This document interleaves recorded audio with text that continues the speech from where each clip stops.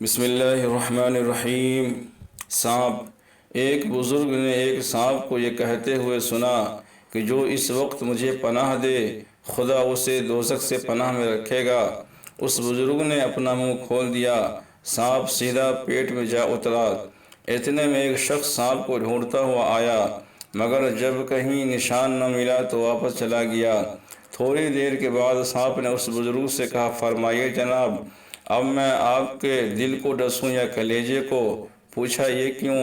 سانپ نے کہا، نااہلوں کے ساتھ نیکی کرنے کی یہی سزا ہے۔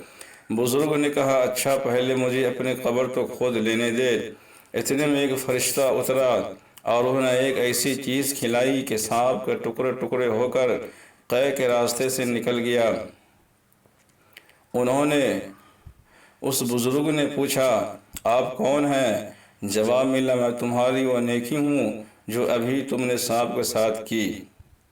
سبق: کسی نااہل سے اچھا سلوک بعض اوقات مصیبت کا باعث بن جاتا ہے، اس لیے اہل اور نااہل کا امتیاز ہر وقت پیش نظر رہنا چاہیے۔ اور یہ بھی معلوم ہوا کہ نیکی بہرحال نیکی ہی ہے اور اس کا اچھا بدلہ مل کر ہی رہتا ہے۔